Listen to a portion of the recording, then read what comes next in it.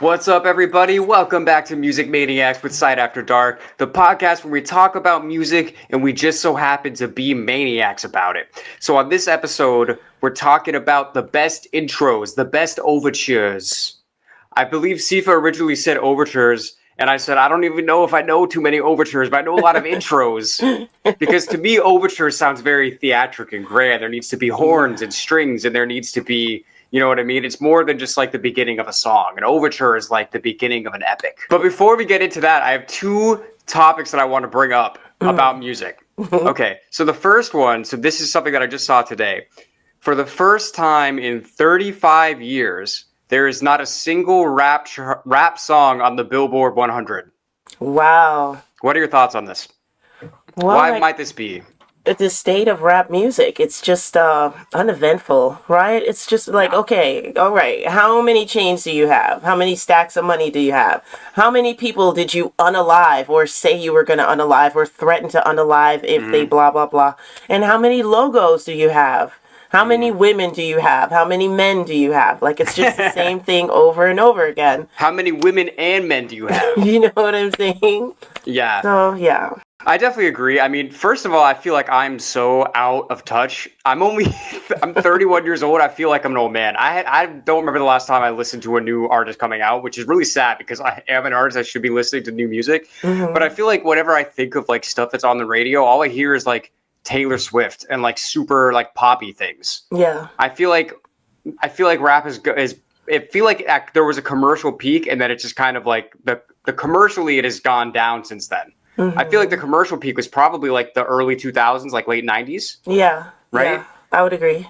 And I think it is kind of what you're saying. At this point, it's like there are certain artists that will sometimes come out and do their own thing, and they're amazing artists, and their albums will do well. Like every time Kendrick puts out an album, it's going to do well because he's a great artist. But I feel like most rap is kind of gone down the same path at this point. I feel like a lot of the beats sound the same. I feel like the vocals are processed the same. Yeah. And I think there's a lot of things that led to that. I would say the beginning of the downfall would probably be like T-Pain and Kanye getting into autotune back in like 2008. You know, when you really think about like the overall trajectory and like, I don't think any of us thought that then. You know what I mean? I mean, maybe we did. I don't know. I thought it was an interesting sound, but then I feel like that was kind of like, it started going down after that. You know what I mean? Yeah. It's just interesting how the brain works and where the music brain goes. Like mine, around 2008 is when I stopped really being interested in rap music. I was just like, this was Dipset era, like around then. That's when everything began to become too commercial. It's like everybody was acting like characters of themselves, and my interest just faded, you know? Yeah, well, I feel like because rap started as such an underground musical movement that it just kept getting bigger and bigger, and by the time it hits the commercial peak, it's just like how do you keep something that started underground successful without losing what made it successful in the first place? You know what I mean? I feel like that's kind of always what that's not even with just rap. I feel like with punk rock, it's the same thing, right? It's always that like, oh well. Are you selling out? Or are you just doing commercial? Or are you doing like real shit? You know what I mean? I feel like it's kind of like a similar vibe there. But I do want to shout out Kid Cudi, Man on the Moon 2009. Shout out. Best hip hop of the late 2000s as far as I'm concerned. But that's the same exact era. Like when Kid Cudi came out with his first album was right when Kanye was doing like 808s and Heartbreak. Like Kid Cudi was writing on 808s and Heartbreak. So all of this is really happening around the same time, I think. And artistically, I think Kid Cudi at that point was like on a very high level, but we don't have to go all the way into that. Although we still haven't done a Kid Cudi episode. No. Of the podcast. Maybe we'll have to go back to that. But for now, I have another topic that I had an epiphany. I had an epiphany earlier today. So there's a lot of talk about like AI in music and how people using AI for music takes so much of the soul out of it, and how, some people are saying like that AI could like replace artists and like all this kind of thing. But I had an epiphany. I realized that the thing that AI can never replace is the mental illness of artists. because think about what AI is. It's like just inputting like the most logical and the most reasoning ways of getting things done by like data that's existed before. But when you think about somebody that's like on the streets with like schizophrenia that is connecting things in their brain that have no business being together, that's where crazy art comes from. And I feel like how do you program a computer to be schizophrenic? You know what I mean? Yeah. To have Think different about it. personalities. I don't know. I thought it was mind blowing today when I realized that. I'm like, how do you? Because like I was going through my day and I'm like, yeah, like my brain is all over the place. I'm like, if you were to create a brain, like an ideal brain, like AI, like the best logic and the best reasoning, it wouldn't be like this. You know what I'm saying? Yeah, I'm listening to you, and I'm also coming up with an idea. Dan, would you be mad if I turned Side After Dark into two AI artists and put out some AI songs by Side After Dark AI, and then we could battle Side After Dark AI. Like we can get annoyed that they're so fake and don't have original music. What would we do? We would make our own original music and our own original songs. Oh, They would make the AI version. We'd be like, screw those guys. We can start a little turf war, but we're behind the scenes pulling all the strings. We'll be the wizards of this all. You're not I supposed actually to tell them that. I know. Supposed to I actually keep that don't on think the it's a down bad low. idea. I actually don't think it's too terrible to make a Side After Dark AI and make them come out with different songs. Well, we could have a music video of the human versus the AI music video or album or whatever. That could be kind of interesting. I don't know. Who knows what the future may hold here at Sad Studios, guys? You never know. You never know. Anything's You never possible. know. Dan and I can probably respectively have kids at the same time, and we're like, we don't want to go on tour, but you know who does want to go on tour? Side After Dark AI. What if I told you, all of you viewers and listeners at home, that you're actually watching the AI Dan and Sifa right now? Or maybe you're not. How about that? What you got to say now? I purposely didn't laugh because AI doesn't laugh. How do you know? Or is that what they want you to think? That's what they want you to Think about it. Take a second. Anyway, the topic of this podcast is intros and overtures. So, as is becoming the standard, so this is going to be Sifa's list. I have started a list, but I do not have a full list, so I definitely did not have enough to do a podcast on. But we're going to go through what Sifa believes to be the best intros and the best overtures, and we're going to dissect them, why they're great. If you have like things that you would add to the list or reasons that you would add to these things that we're saying of why these things are so great, then definitely comment them. We want to hear from you guys, and let's get it started. Okay. All right. So for the first one, does this qualify as an intro? It's worldwide. It's the MGM Studios Lion Roar. Does that qualify? Like the actual roar itself? Yes, it's the roar without music. That is what they wanted as their iconic. So you're saying your first overture choice is a non-musical choice. And do you know why, guys? Because initially I thought that MGM, which did team up with Fox Studios, I thought MGM and Fox Studios was the same.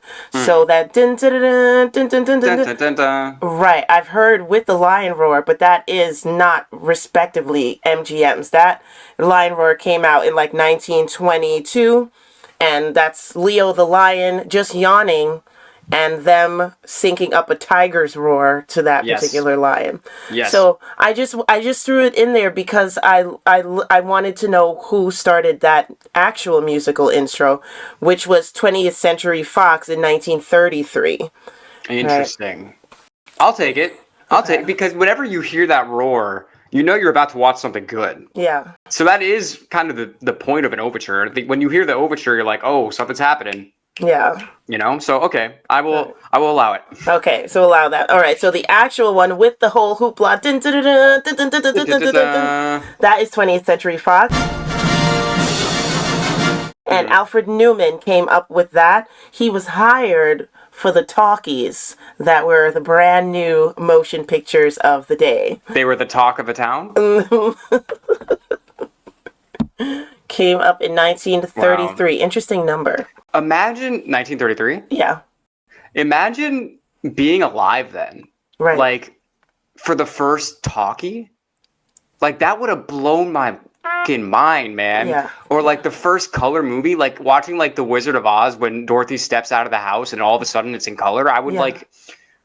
I don't know. My head might explode. I might have to run out of the theater. I'd be like, this is some witchcraft and I can't be here for this. Yeah, that's amazing. Yeah, so that would warrant a huge overture. It's a huge new day in not only motion picture, but in technology. Right. Also, regular people are all going out to see these things. It's not just a movie being premiered in a big theater where only people with a lot of money can go Right. in. Now everyone is being able to access these new motion pictures. And why not a huge memorable overture that just about everybody across the world knows now.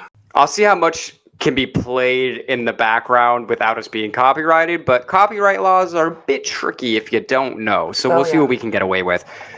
What's next? Okay, so next I have the theme song for Rocky.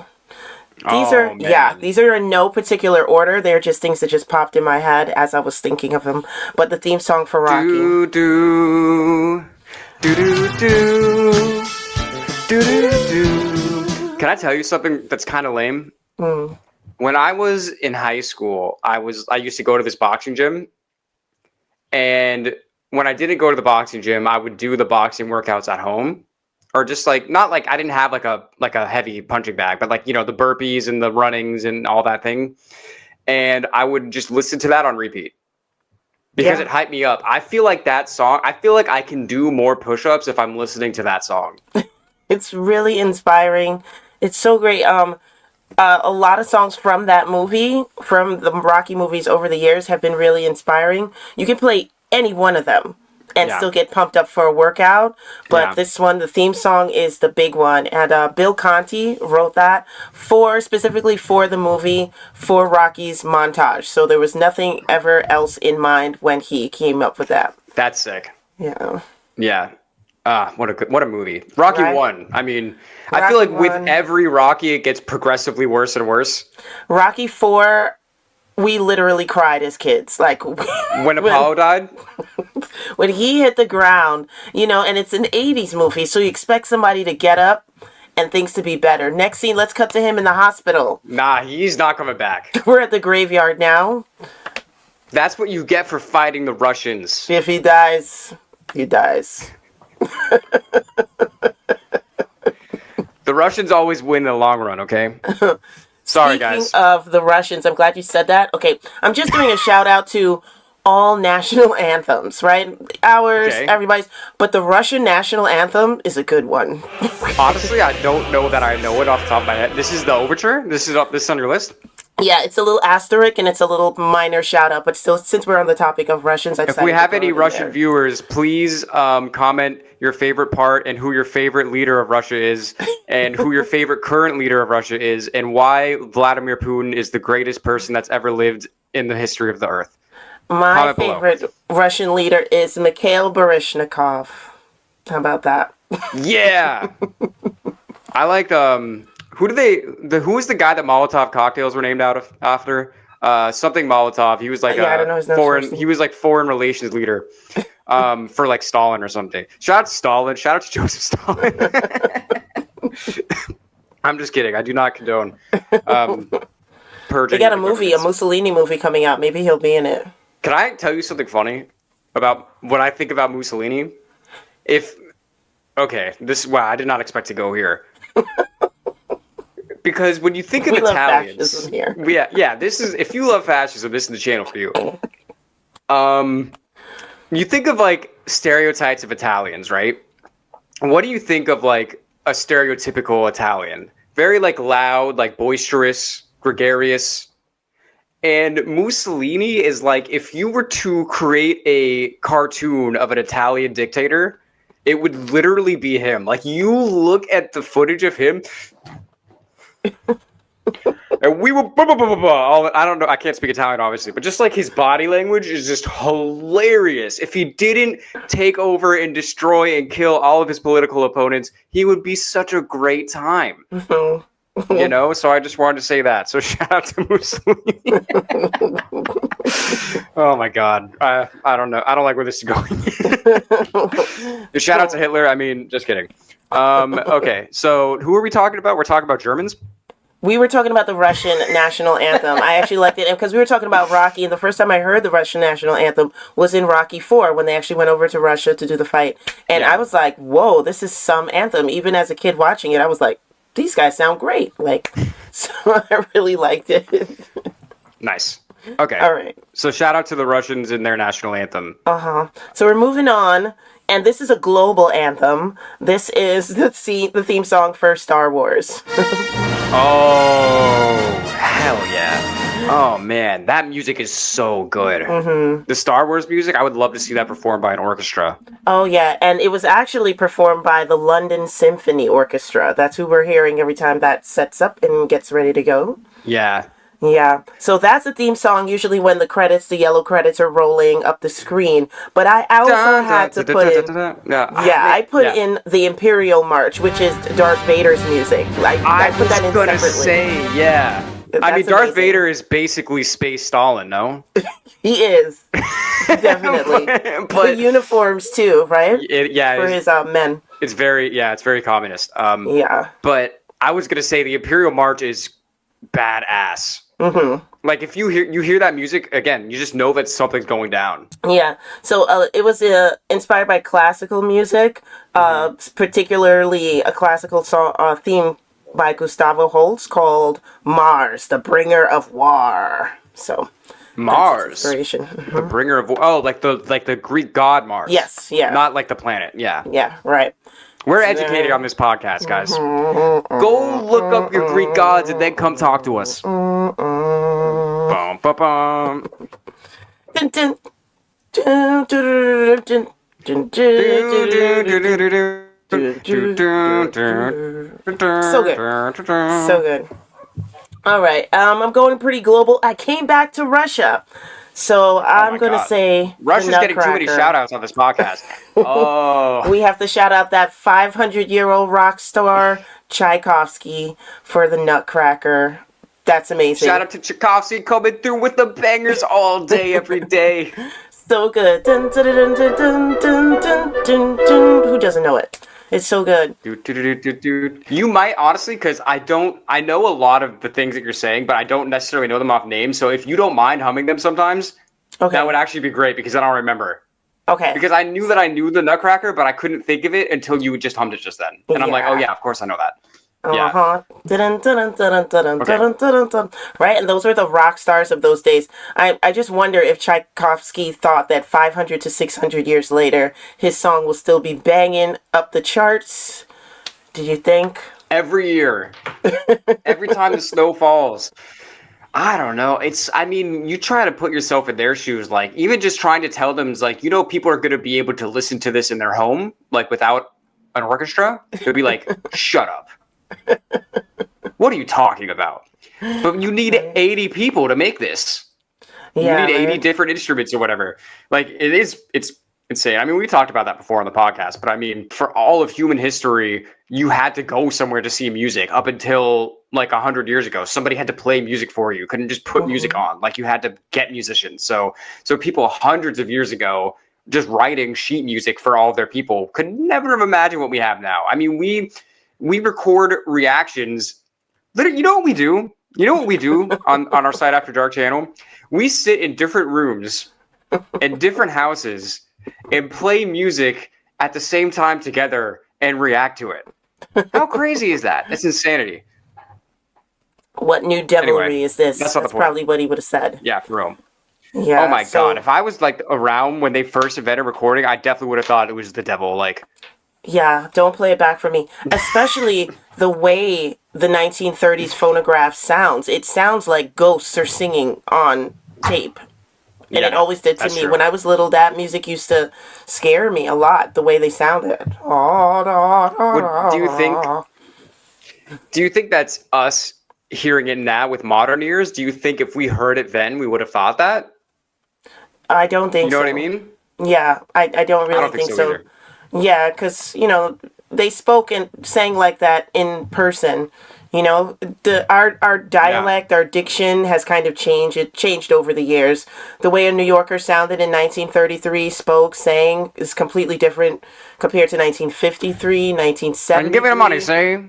You know, Put the money in the bag, see? Nobody gets hurt, okay? Be like that. You don't. you New trying to Yorkers be a don't talk like that now. Weisenheimer? Let's bring it back.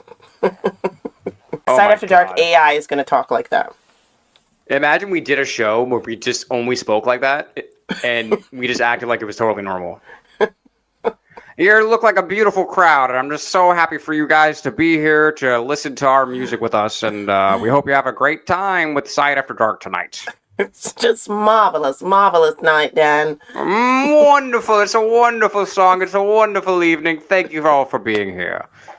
It would Crazy. be so crazy. People used to talk like that. Yeah.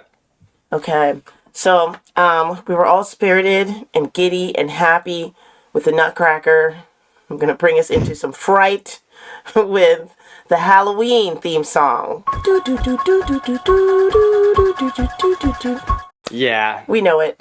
That's another one. When you hear that, you're like, someone's gonna die. Nothing good happens when that song comes on. I know. There's such an art to scoring movies. It's something I've really gotten like interested in lately. Not for like me scoring movies, but like I've gotten into like the art of it because I've been listening to movies. I'm like, how do they paint the mood of whatever the scene is like with the music? And I noticed that like whenever something bad or unpleasant is going to happen, they use the most dissonant chords and the most dissonant tones. Yeah. And it just like viscerally, it just hits you in a way where you're like, oh no, like something is off. Like Yeah. on the screen, everything could be great. It could be a bright, sunny day. You know, people could be at the beach having a great time, but you play some dissonant chords and you're like, something bad is going to happen. Yeah. I just Yeah. think that's so interesting. I agree. John Carpenter, the director of that movie, wrote the theme as well, and he wrote it in 3 days. Oh, really? Yeah, he did it. That's sick. I didn't know that. Yeah, there's video of him actually playing it concert style for listeners. Wow. Yeah. I did not know that. Good for him. Does he do the music for a lot of his movies? No, just that one. So he's not really like a musician. Well, he learned to play the bongos as a kid. I want to say he did some theme music for The Thing. I just want to say that, but I'm going to correct myself if I'm wrong. Yeah, just for those two movies. What I like is that the Disney chords are memorable, but they're also chords that are memorable are the dark chords. Dun-dun. You know, when Michael starts to go down the stairs, dun-dun. Yeah. Dun-dun. That's it. And everybody's just frozen like, oh Someone's my gosh. about to get stabbed. Yeah. That one's really interesting. And if you cannot hear it already, he was inspired by the theme music from The Exorcist. And how does that go? Insert here, which is that Two-Wheeler Bells. We reacted to that, actually. Reacted to Two-Wheeler Bell by Mike Oldenfield. I didn't put Exorcist on my list. I feel like it's known, but it's not super known. Like, I can't really ask a little kid what that's from and them tell me that. But I can sing the Michael Myers. I hope not. Right, yeah. But I can sing the Michael Myers theme song, and they would know what it's from. Even though they haven't seen the movie, they would say, oh, that's from Michael Myers. Yeah. Yeah. I've been learning that on reactor channels. A lot of people grew up knowing certain themes, but they've never seen the movie. That makes sense. Yeah. Oh, can I skip ahead to one that I know was on your list? What? Jaws. Yes. Uh-huh. Ba-na. Ba-na. Gotcha. Oh my gosh. We You're used to play that game, but we saw Jaws when we were little because we were like basically 80s, 90s kids. So, you know, we saw all the horror movies. Didn't that movie come out in like 73? Yes, but we saw those movies used to repeat on TV all the time. Yeah. Facts. So, yeah, we saw those movies when we were like kids. You know, oh, everybody, let's gather around and watch Jaws. That'll be a good one for a 3-year-old Good to fall old asleep family to. entertainment. So after true. seeing Jaws, we used to play, in the underneath the sheets, like a shark was coming, and then we jump Yeah. out and say gotcha. No, I But definitely that knew that theme song before I ever saw the movie. 100%. exactly, yeah. And a lot of reactors that react to movies say the same thing. I knew the theme song growing up. I know exactly what it's from. I've just never seen the movie. So Yeah. that goes on my list as well. John Williams did the theme song for Jaws, and he's done many Spielberg movies. He's done like all the Yeah. all the Spielberg movies. Yeah. Okay. This one's really good. Should be worldwide known. It's the theme song for The Good, the Bad, and the Ugly. Oh, yeah. That, yeah. Yeah. I mean, that's such a good, man, I want to watch that movie. I haven't watched that movie in a long time. That's a really, really I good love all one. those spaghetti westerns. The, who is it? Ennio Morricone. That's exactly who it is. Yeah, Ennio he's Morricone. the best. He made such great soundtrack for those movies. Those movies would not be nearly as good without his music, for sure. Yeah, because you could feel the tension also in the picture by just listening to the music. Yeah, exactly. Really good.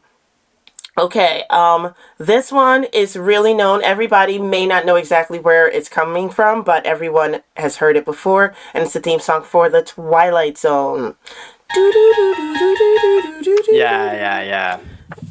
Everybody knows that one.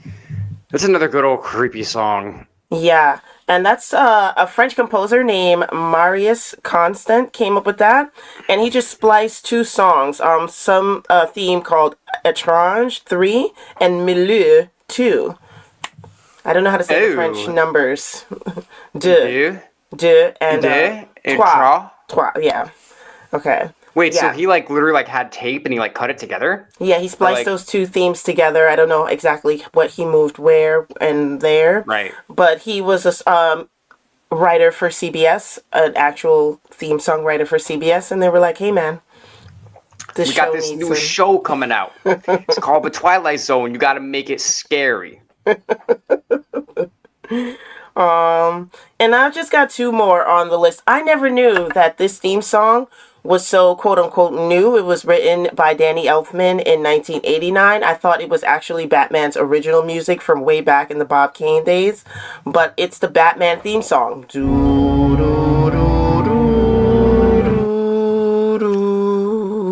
Oh, really? That's only from the 80s? That's from the Tim Burton one?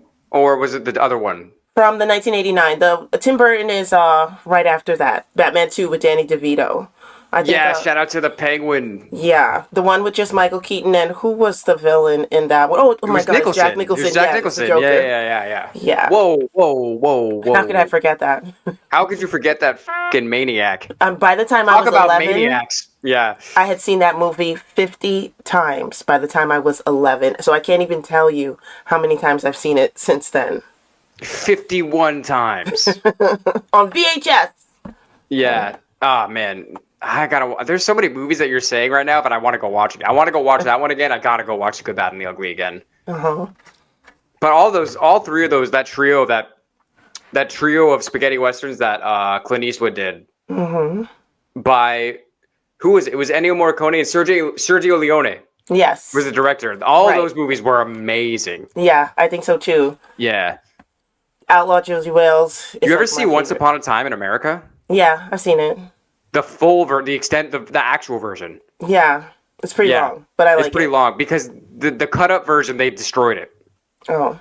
They didn't give him the final cut, and he was really pissed about it. It was a whole thing. So it's if you didn't see the full version, then you haven't really seen it. Is what I'm saying. Okay. But yeah, okay. All right, and that's that. I do have an honorable mention to G.I. Joe the movie. Okay, if you've never heard the cartoon intro for G.I. Joe the movie, 1987? I don't remember. But it's the cartoon movie. If that movie doesn't make you feel like you want to put wings on and be a hero, then nothing will. Do I fight the Russians? No, but you do fight a ruthless terrorist organization which mission is to rule the world. So the Russians. Or no? I'm getting that confused. It's open to interpretation is really what we're going for. Oh my God. Yeah, that's a solid list. So I guess this really was overtures, not really intro. Because I like when we were doing like overtures / intro, I thought we were gonna do more like intros for like rock songs and stuff too. But this was Oh, like straight up overtures. yeah, this is all. Yeah, I just had themes and overtures for this one. Okay, because I don't know why I was thinking we were like combining them, Okay, but man, that would that be could be a good. different one. That Yeah, best rock intros podcast or whatever. that would be awesome. Yeah, but no, overtures is great. Okay, I feel like you know a lot more classical music than me because I don't know how many overtures I could have thought of. To be totally honest, like even my list of overtures / intros was mostly intros. Okay, You know what I'm that's saying? funny. Yeah. Damn, I'm just uncultured, guys. Do you guys still like me? Do you guys still Nope. want to be my friend? We've decided. Damn it. Am I booted off the podcast? Are you going to replace me with AI Dan? Let's talk about it after. Just give me another chance, please. I'm trying to think like what other movies are just have great, like amazing symphonic music. I mean, there's a bunch of like sad ones. Yeah. I mean, when you were talking about Spielberg before, I was thinking about Schindler's List because that music is really good, but obviously it's like so fucking sad. I feel like there's so many Spielberg movies with great music, and it's all because of John Williams. I think so too. And for a second, when you were talking about Danny Elfman, I was like, The Simpsons? Didn't he do the Simpsons song or no? Am I making that up? So. Dun, dun, dun, dun, dun, dun, dun, dun, dun, dun, dun. Do. Honorable mention for best overtures. When you hear that, you know you're ready for a good time, or somebody's gonna die. Oh no! Because I feel like that's what all the overtures be like. Yeah, when you hear this overture, you know shit is going down. This is probably the only one where it's like, yeah, if you hear this, you're probably gonna have a nice laugh. Right? You know what I mean? Mm-hmm. Just shout out to The Simpsons, man. Yeah. Shout out to Danny Elfman. Shout out to all of you guys for watching, listening. I feel like those are pretty much the only two options. I don't know if there's a third option. Tasting? I guess you could taste the screen while we're talking, but I don't know if you would actually be able to taste what we're saying. Like our words don't have a taste to them. You could try. I wouldn't really recommend it because you might get like a lot of bacteria and you might mess up your camera and your computer. So I don't recommend that actually. Anyway, thanks all for being here. I appreciate you. Remember early when I was saying that AI could never replace artists because they're not insane? This is what I'm talking about right here. Yeah. We should probably. How would AI do that? Look, do you taste something? What do words taste like? What do words taste like? Do different words have different flavors?